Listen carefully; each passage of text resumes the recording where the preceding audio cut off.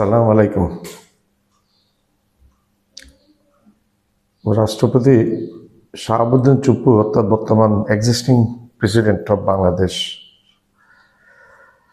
জনাব শাহাবুদ্দিন চুপ্পু একজন খুব ভাগ্যবান মানুষ বলা যায়। সেটা ওনার গত কয়েক বছরের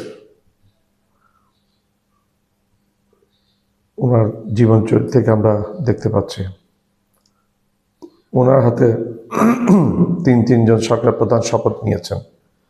আমার মনে হয় না কোনো রাষ্ট্রপতি তিনজন সরকার প্রধানকে শপথ করিয়েছেন ইতিহাসে, বাংলাদেশের ইতিহাসে। উনি প্রথম করিয়েছেন আমাদের সাবেক প্রধানমন্ত্রী শেখ হাসিনাকে শপথ করিয়েছেন। এরপরে উনি শপথ করিয়েছেন তত্ত্বাবধায়ক সরকারের প্রধান ডক্টর মোহাম্মদ ইউনূস সাহেবকে প্রধানমন্ত্রী পদমর্যাদায়।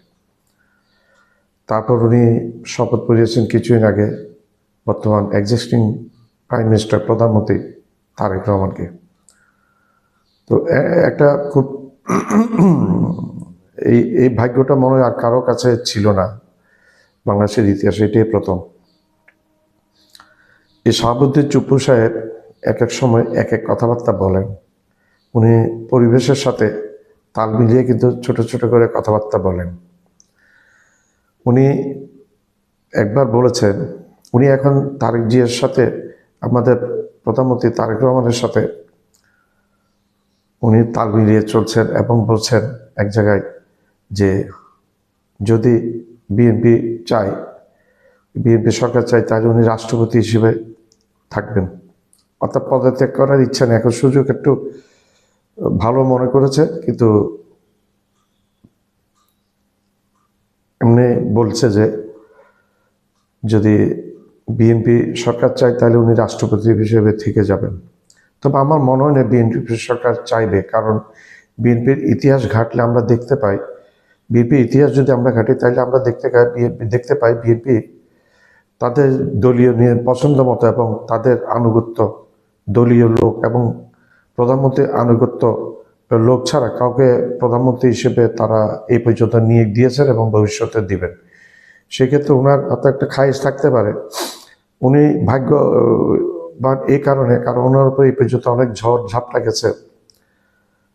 প্রধানমন্ত্রী শেখ হাসিনা, ওনাকে প্রধানমন্ত্রী বানানোর পরে যখন শেখ হাসিনা টকটা পলটরে দিল্লিতে চলে গেল, তখন কিন্তু শাহাবুদ্দিন চুপ্পু বলেছিল যে একদম প্রথম দিকে যখন শেখ হাসিনা দিল্লি চলে গেছিল, শাহাবুদ্দিন চুপ্পু তখন বলেছিল যে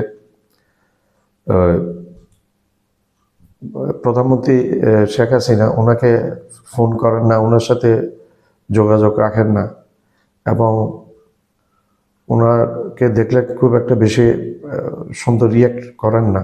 এই ধরনের প্রথমে কিছু অভিযোগ করেছিল শেখ হাসিনা, কিন্তু যখন হঠাৎ করে শেখ হাসিনা শেখ হাসিনা গদিচ্যুতে দিল্লিতে আসন নিয়েছেন, তখন উনি এইরকম একটা আবার করেছেন।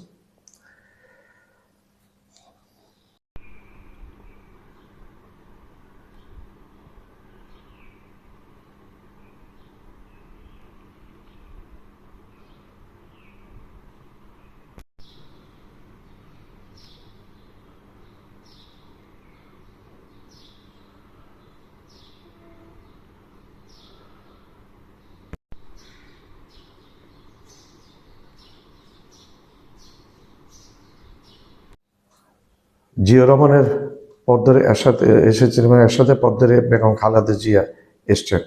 ওনারা এসে 72 সংবিধানকে তছনছ করে দিয়েছেন। আর এখন বিএনপি এই মায়াকান্না করেছে 72 সংবিধান করে।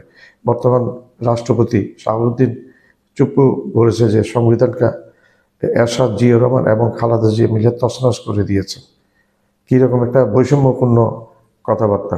আর তার এখন একান্ত ইচ্ছা বিএনপির সাথে তাল মিলিয়ে যদি সে পরবর্তী রাষ্ট্রপতি থাকতে পারে। দেখা যাক ভবিষ্যতে কি বলে। এরশাদের হাত ধরে জিয়াউর রহমানের হাত ধরে তার বেগম জিয়া, এদের সময় মহান মুক্তিযুদ্ধের চেতনা তছনছ হয়েছে।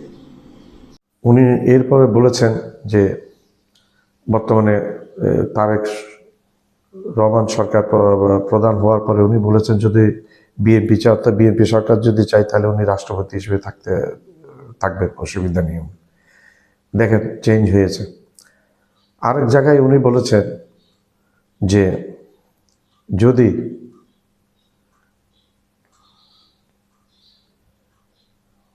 এটা তো আমি বলেছি যে সরকার প্রধান বিএনপি সরকার যদি তাহলে উনি রাষ্ট্রপতি হিসেবে থাকবেন। উনি ছোট ছোট অভিযোগগুলো উনি সময়ের তালে তালে অভিযোগগুলো ছাড়ছেন।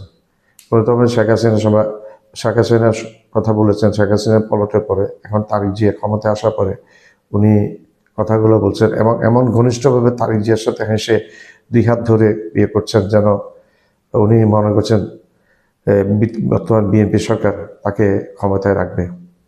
এটা আশাতে ঘুরে বালি, এটা কোনোদিন করবে না বিএনপির ইতিহাসে এটা বলে না। তারা খুব আনুগত্য লোককে তারা রাষ্ট্রপতি ক্ষমতায় বসাবে। এরপরে বলেছেন এরশাদের পথ ধরে, জিয়া রহমানের পথ ধরে এরশাদ এসেছিলেন আরেক জায়গায়, উনি বলেছেন।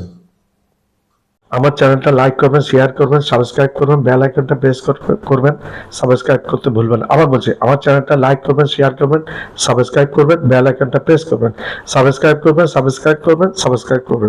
করতে ভুলবেন না।